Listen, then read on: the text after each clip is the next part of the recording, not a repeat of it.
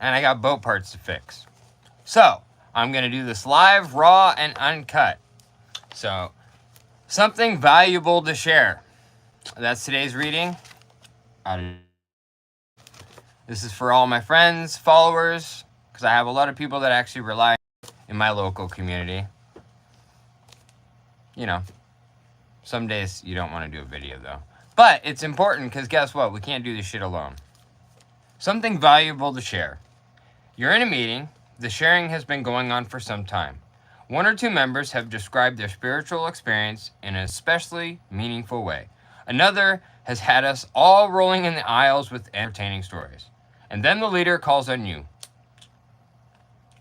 You shyly introduce yourself, apologetically stammer out a few lines, thank everyone for listening, and sit out the rest of the meetings in embarrassed silence. Sound familiar? Yeah, a little bit. Well, you're not alone.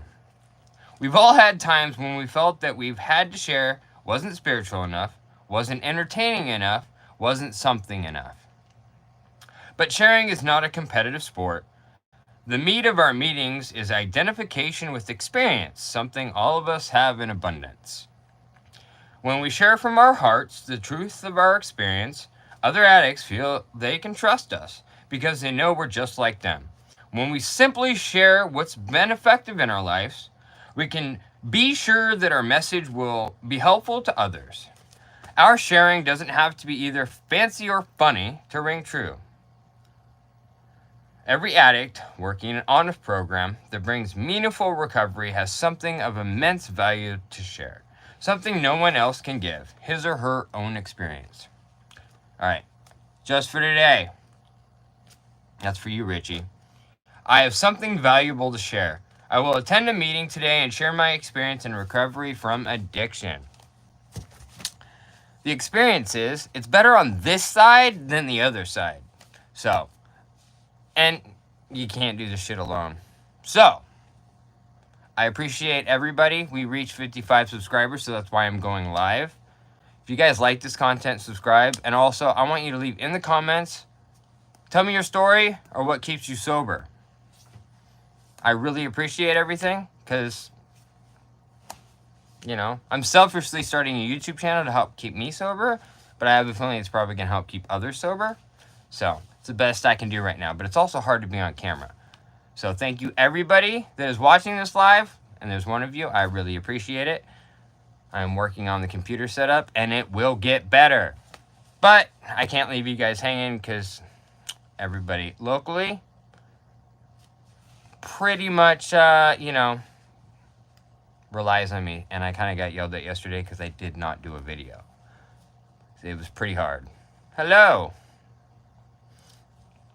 I did not expect to have 6 people in here, but I worked really hard at DDA this Saturday.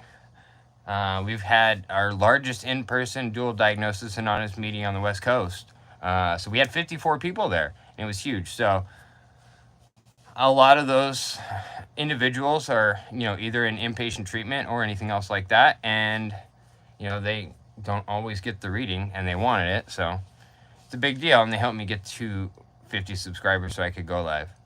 I'm in the United States. I'm in Portland on my sailboat. So, anybody else in recovery or live on a sailboat? It feels much better than the opposite idea of not being sober. I'm saying it's pretty destructive and lonely. But it's not easy to get into the rooms. You know, it's not hard to. It's hard to walk into the rooms. Yeah, it's. Well, I'm saying, let's put it in perspective. As this year, we lost 12 people, you know, to fentanyl, which is a huge epidemic if you see it on the news here. But I'm good.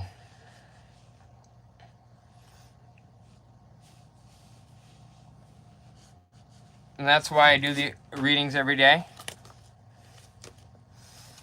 And you know, I would like to get more subscribers. I want to reach out, but it's also hard to be on camera when you're not used to it. Hi, Annie. Yeah. but I am trying to get used to it. But I was working on my little makeshift studio on my sailboat, and yeah, made it a little difficult. I thank you for everybody that, you know, dropped in. I didn't expect that. I'm just, you know, I would like to work on content, so I'm gonna dig into some of my old skills of video editing, and I'm working on my first episode to incorporate, you know, the sailing adventures as I'm getting ready to head to the Pacific Ocean. Got to do some boat work. How are you, Annie? And, you know, I got to work on more ideas, but I want to do things a little bit differently because you just have to be real. I'm saying where there's a lot of people that are dealing with addiction, that and mental health. I'm saying nobody likes to talk about mental health, but mental health is a huge part of all of this. You know, I'm saying we all deal with it in different ways. Well, that's good. There were some other good readings today that I as well, but do you guys want to hear some more readings? Some more motivation?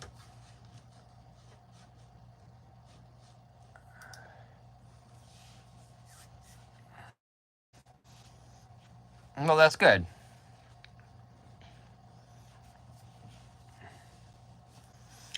If you guys like this content or you're struggling in recovery, I definitely would love more subscribers. I also want to hear your story in comments if you want to check out some of your videos. No, this is my sailboat. I live on a sailboat.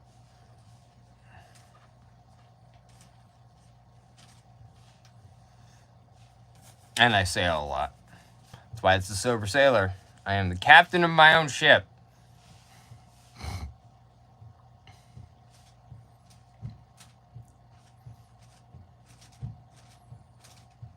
But I want to thank everybody.